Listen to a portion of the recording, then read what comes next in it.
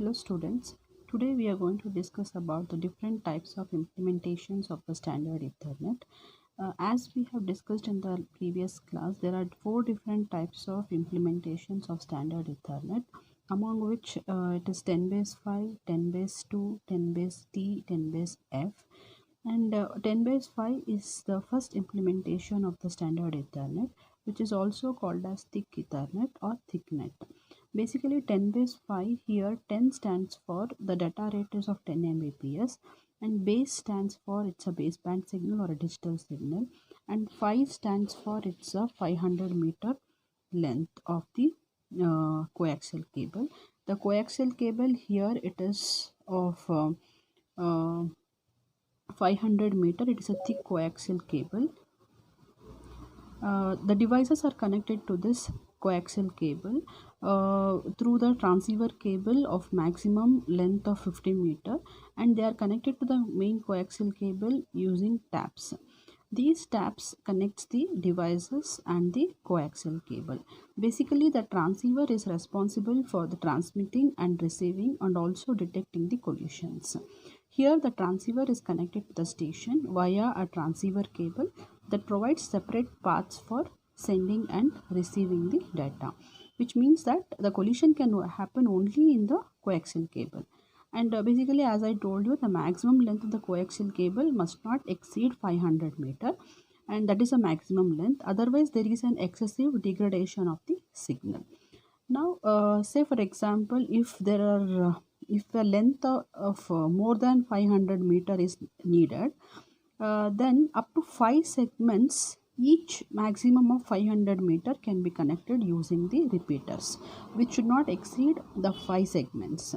Up to 5 segments it can be connected using the repeaters. Next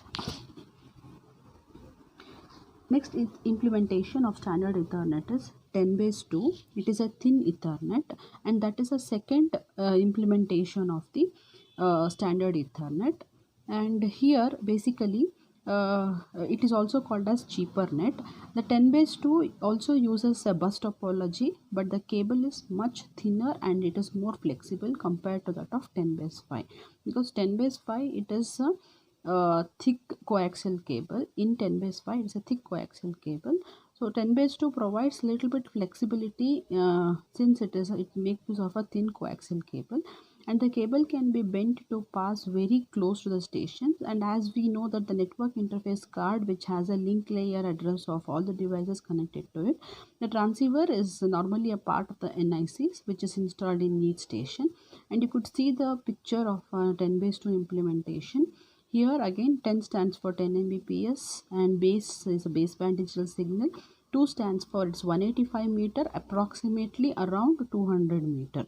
And here instead of making use of taps, these are connected with the less expensive thin taps, that is we call it as a T connections.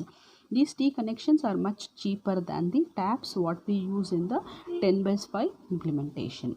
And installation is simpler because thin coaxial cable is very flexible, and also the length of each segment it cannot exceed 185 meter or 200 meter due to high level of attenuation in the thin coaxial cable. Next, further we move on to 10 base T, which is a twisted pair Ethernet. In case of 10 base T, that is the third implementation of twisted pair Ethernet, that is Ethernet configuration. Now basically here this makes use of a physical star topology method. It's a type of network, and the stations here connected to a hub via 2 pairs of twisted cable. You could see that 10 base T, again here 10 stands for 10 Mbps, base is a baseband digital signal, T stands for a twisted pair, and the transceiver here is responsible for again transmitting and reception of the information. And note that 2 pairs of twisted cable which creates 2 different paths, one for sending and other for receiving the data between the station and the hub. Any collision here happens in the hub.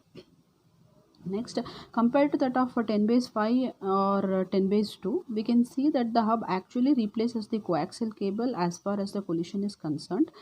and the maximum length of the twisted cable here is of 100 meter.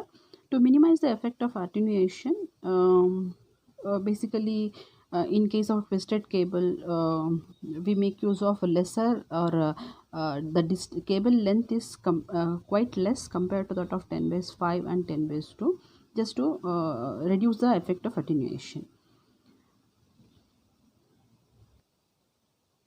And the last implementation of the standard Ethernet is 10 base F, which is also called as fiber Ethernet. Like, although we consider the previous three implementation, here also the what we can say, the types of cable that what we are going to use is an optical fiber of 10 Mbps Ethernet capacity, and the most common is 10 base 5 10 base F in case of an Ethernet, and it's also it makes use of star topology to connect stations to a hub. These stations are connected to a hub using two fiber optic cables. Basically, you can see that the each fiber optic cable which are connected to a device in this hub are one for reception, other for transmission. The only difference that you find between 10 base T and 10 base F is there we make use of twisted pair cable, and here we make use of a fiber optics cable, which is normally used in all the standard Ethernet and nowadays. These are the four types of implementations of the standard Ethernet, like 10 base 5, 10 base 2, 10 base T and 10 base F. Let us proceed further about bridging the Ethernet. Normally the Ethernet LANs have a concept of bridging the LANs. Now bridges have two effects on Ethernet LAN. Basically they raise the bandwidth and they separate the collision domains. Now here raising the bandwidth, or consider as an example, in an unbridged Ethernet network, the total capacity is of 10 Mbps is shared among all the stations with a frame to send. Say for example, there are multiple devices connected to a Ethernet, and all the 10 Mbps has to be shared between the devices. The stations share the bandwidth of the network.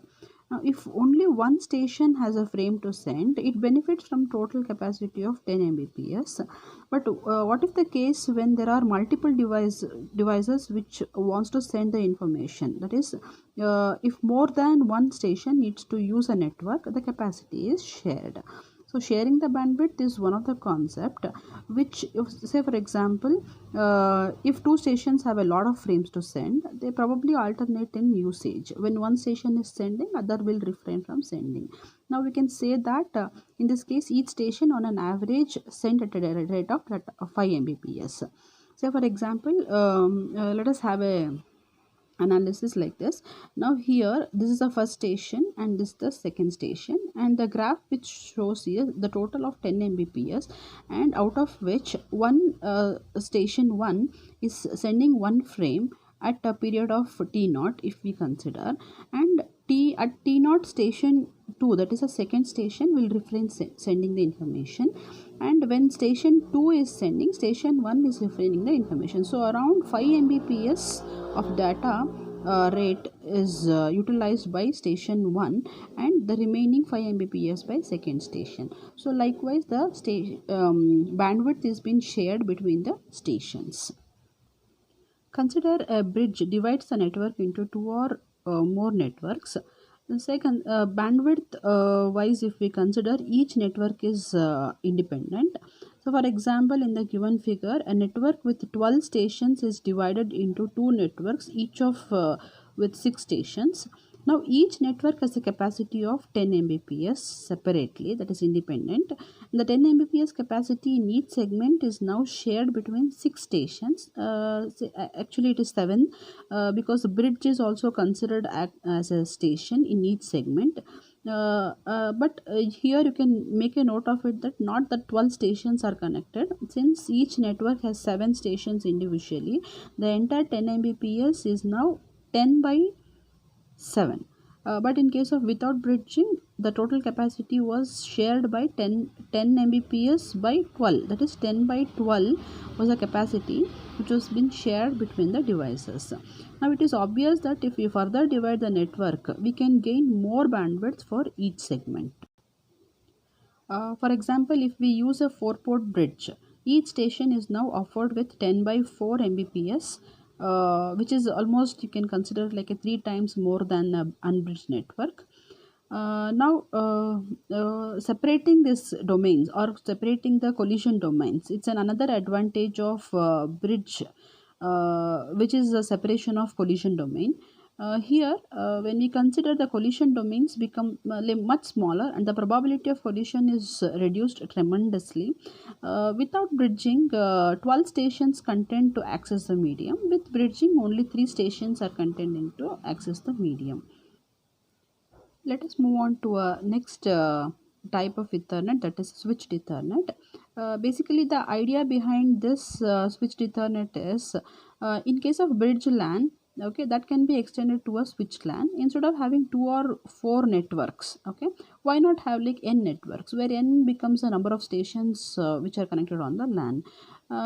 If we can have a multiple port bridge, why not have an n port switch? That is the question which has been raised. Now in this way, the bandwidth can also be shared only between a station and a switch of 5 Mbps each. That is a more bandwidth or data rate which can be shared between two devices when it is using a shared link. In addition, like collision domain is also now divided into n domains. Here basically we make use of a switch of n port bridge. Again, it allows faster handling of the packets. To have a look at it, now this is the diagram of a switched Ethernet, which comprises of a switch connected with multiple ports, and each ports are connected to different devices, and the port which are connected to this is for an individual device, and that is an half duplex, where it's like one-way communication, and simultaneously the data cannot be transmitted or received by the switch or the domain or a device which is connected to a port of a switch. Since the switched Ethernet or a switched Ethernet which makes use of an half duplex mode of connectivity, to enhance the further technological concept, we moved on to full duplex switched Ethernet concept, where you could see that one of the limitations of the 10/5 and 10/2 is that the communication is definitely half duplex, and even the 10/T, it's a twisted pair cable which could provide the full duplex mode of communication. A station can either send or receive, but may not be at the same time in case of 10/5 or 10/2. The next step, we just moved on to a full duplex switched Ethernet concept. The full duplex mode, basically it increases the capacity of each domain from 10 to 20 Mbps. You can see that means 10 for transmission and 10 for reception. That means the total around 20 Mbps can be made using a full duplex switched Ethernet.